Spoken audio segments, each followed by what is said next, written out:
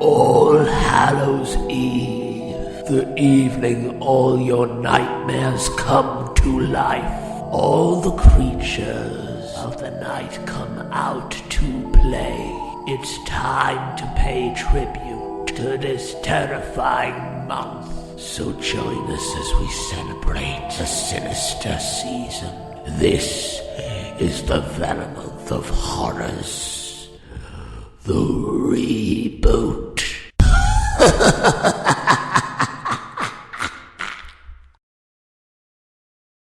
Today, we're looking at the Stephen King film that is so bad, it literally came out of thin air. I think it's showtime. The first Pet Sematary is a classic, and although it's not held on a big pedestal as much as Stephen King's other work, it's at least respected as a decent thriller. But a few years later, we got a sequel based on a book that doesn't even exist. This film is so bad, Stephen King himself had his name removed from all copies of the film before its release. He is nowhere in any of the credits. Pissed me off.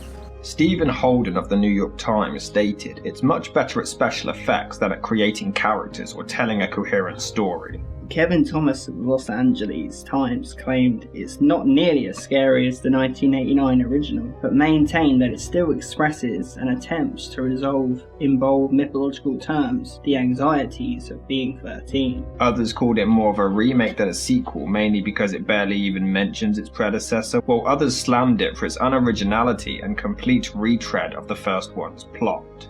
Trying to find out why it's regarded as one of the worst sequels of all time. This is not Stephen King's Pet Sematary 2.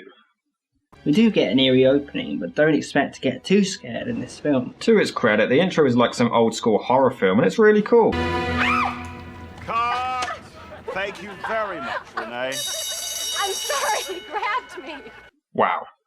Cliche number 1. Fun fact for you, this was a deleted scene. Tell me the truth. You get off on saying we suffer, don't you? That's what the audience said to the director. So Jeff, played by Edward Furlong. Before he was on drugs. Really? Yeah, this is the film that sent him to them. Oh. I agree. He visits the set to see his mum's movie, which looks a lot more interesting, but she unfortunately gets electrocuted instead. What is it with Edward Furlong and his parental issues? If both the parents are dead. As much as I love Furlong, his acting here, as well as his mum's, is just so bad.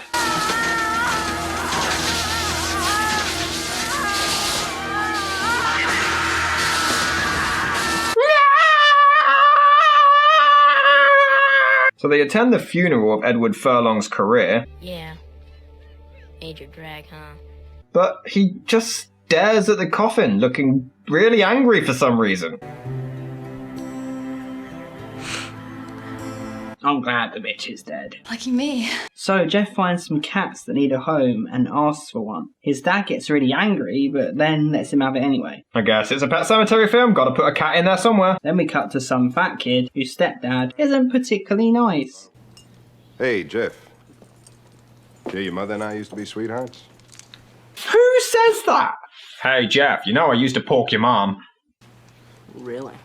We're then introduced to the main bully, played by the kid from Big, and you know he's the bully because he has an earring. Oh, I hate him so much. And he's the most cliched bully in history. He has no reason to pick on Jeff. He literally bullies him for his mum dying. And because he's the new kid, but it's out of nowhere randomly. They even wait for him outside class. They hunt this kid down.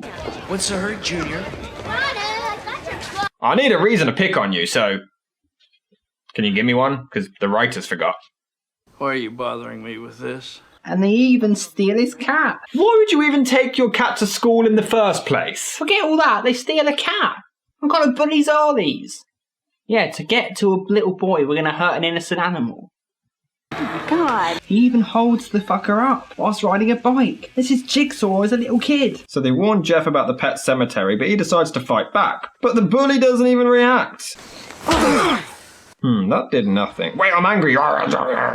What makes even less sense is that the fat kid is hanging out with the bullies. They make fun of him and he's still chilling with them like nothing's happened. And what happened to the family in the first film? They're barely mentioned and the first one ended on a cliffhanger, but it's never once touched upon. I'll see more continuity in the Children of the Corn franchise. This isn't funny. So Jeff heads to the cemetery to retrieve his cat. How the hell did the bullies even have the time to go to the cemetery, let alone putting the cat in the fucking cage? This was all during a high-speed bike chase. Meanwhile, we cut back to the douchebag cop stepdad who's literally sitting there watching two rabbits having sex with a creepy smile on his face. Gee, I wonder if he's the bad guy. No, that's not enough.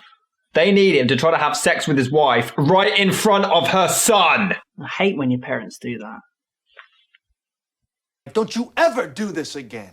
To his credit, Edward Furlong, for the most part, is awesome. We then see him mourning over his 15 minutes of Terminator fame before he shows his true acting talent. I still can't believe she's dead. Elsewhere, stepdad douchebag rabbit fetish man stops having sex because of the barking dog. Who does that? An earthquake couldn't stop me going at it. Get a grip, man. You're freaking me out. And he literally shoots at the dog, scaring it off, and then lets his stepson run after it in the woods at night on his own. But who cares? The soundtrack's great.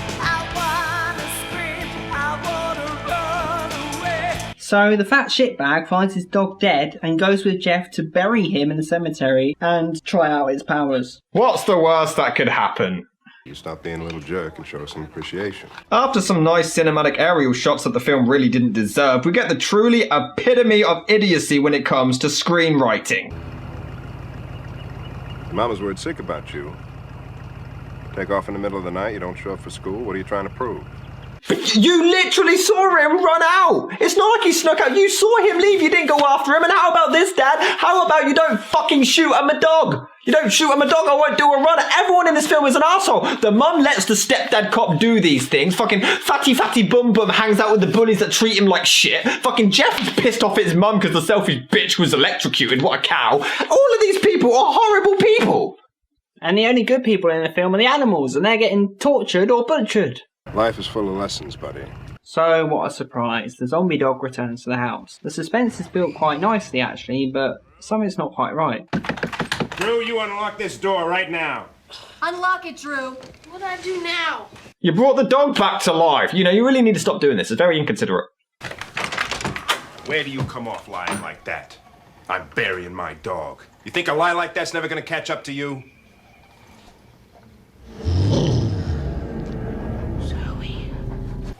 You say your goodbyes, mister. Sally's going outside, and you are grounded. That's the new law, buddy. What the fuck's that? The dog's eyes are glowing red. How are they not noticed? The kid notices right away. They're just like, oh, look, you fed marijuana to the dog again. What the fuck is wrong with these people? Its eyes are glowing red and you've not noticed? There's any fucking arrows above its head saying possessed demon? I don't understand. Asshole. The thing is, the director Mary Lambert claimed that she wanted to make this film to explore the teenage boy's mind, why they do certain stupid things, claiming that this is exactly what a teenage boy would do. She claimed the protagonist in the first film buried his son out of grief and guilt, whereas here they do it because they're teenage boys who are stupid. Yeah, fucking teenage boys is what they do. They bring people back from the fucking dead. We've all been there. That was a phase we all went through at some point. Oh, look at that hamster I just fucking resurrected. Went to school, did my homework, watched Keenan and Kel, and then I fucking resurrected a budgie. We've all fucking been there. You guys know what I'm talking about, right? Our son has just resurrected another zombie. Oh, that little tyke. It's just a phase, don't worry. We all go through it, us young men. It'll pass. At least our other son turned out okay.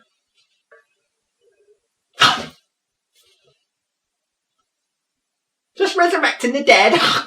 I remember that stage. I would say she should have aborted you, but then your brother would just resurrect you again. Jeff.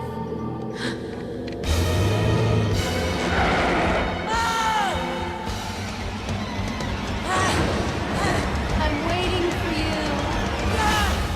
No! Even my dreams are low budget. We do get some creepy imagery of his bed being dragged away from the dog, but throughout this whole film, the rules constantly change. Sometimes the dog's evil, sometimes it's not. Sometimes it's his, sometimes it's that. Sometimes Sometimes you go to hide. That's the key word with this game, sometimes. Yeah. Sometimes this, sometimes that. Oh look, he's a vampire because this movie sucks. So he heads to the cemetery for Halloween because... life. And the bullies decide to completely fucking traumatize Jeff by having a blow-up doll posing as his deceased mother floating towards him to attack him. Bullies don't act this way. Human beings don't act this way. This isn't bullying. This is bullying plus. This is bullying-ing. This is bullying-ing-ing.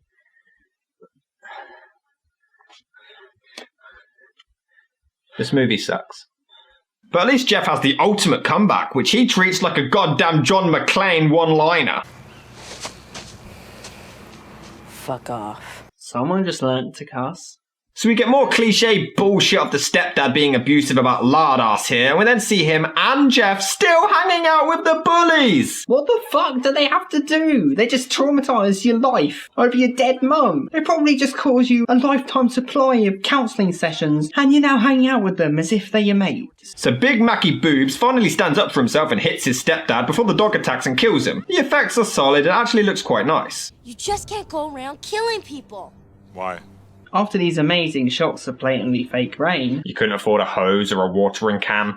the zombie dad then returns, but for some reason, he doesn't have red eyes. The film can't even remain consistent to its own illogical bullshit. But that's not the worst of it. He then heads upstairs and rapes his wife. Right, fuck it, I'm leaving it to you. Like this. This movie has a rape scene.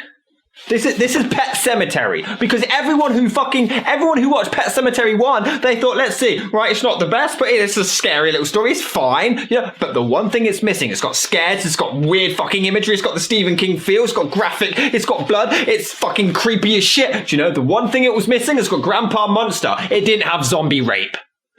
Because that's the thing, there's no need for this zombie to rape someone. What the fuck's the point? It makes no fucking sense. It just walks in and rapes them for the sake of being edgy. We're edgy. But the thing is, throughout the whole movie, it's cliche, cliche, cliche. Everything in this piece of shit is cliche. And then the only thing they fucking add that's original is zombie rape. I've never seen a zombie rape scene. Maybe there are some that I just haven't seen. But here, fucking zombie rape. That's the one contribution to the genre. Fucking zombie rape.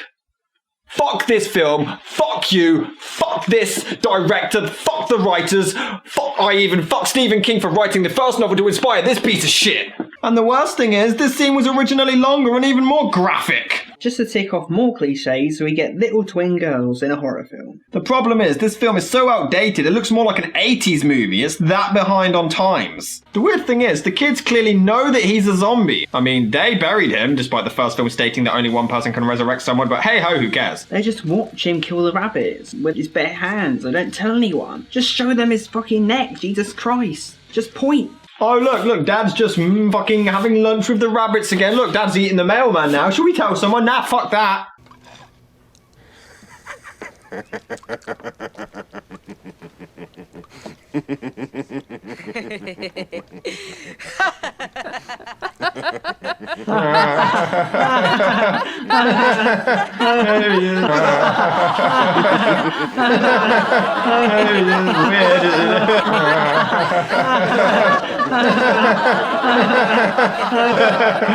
Strange.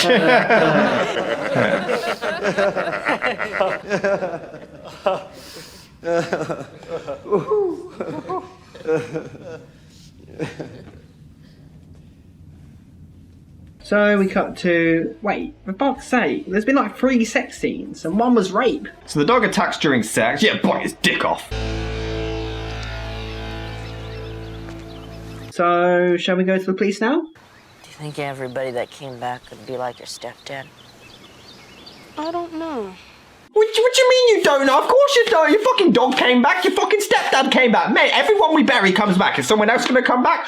No. I don't fucking know. Who knows? So the bully shows up and shoves Jeff down a very steep hill. Murder.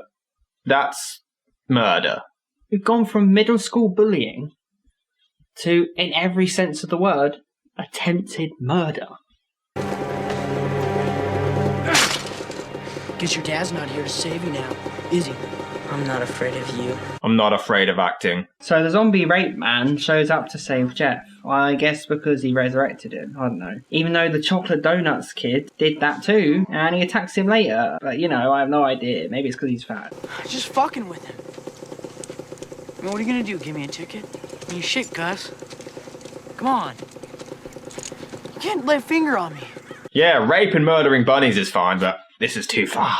So he teases the kid with the bike until his scarf gets stuck in one of the tyres and his face gets brutally massacred by it. Jesus Christ, this is becoming one of the most evil villains ever!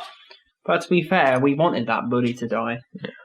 So the fat kid sees this happening. Maybe now he'll call the police. The thing is, the douchebag chases him, but there's already way too much evidence as it is. There's no need to chase him when it's already everywhere. And then the dog attacks him too and is on the cop's side. It makes no sense and they can't even keep up with their own bullshit. Unfortunately, all of the scares are removed by this unintentionally hilarious moment. Let's kill Clyde, Mom!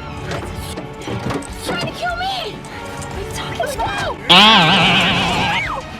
You know, as bad as this film is, this cop played by Clancy Brown is terrific. He's scary as hell and so psychotic. He's one of the best villains ever. So after fat-faced chocolate donut, give me a kebab, fucking calories, never going on slim fast, fucking no thigh space McGee and his mum get massacred in a truck full of potatoes. The cop takes the bully's corpse to the cemetery to resurrect him and, I guess, build a zombie army. Oh no, I'm making this up. They never tell us.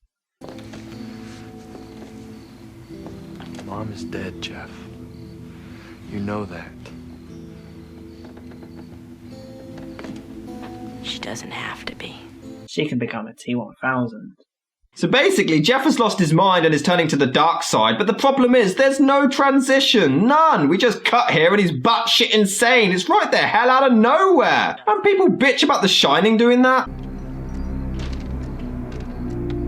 Bye, Mum. I'm just gonna go star in Terminator 3. No, Edward, don't do it! So Jeff sides with zombie rape man for some reason before another sex scene? No, Rob, it's a mannequin.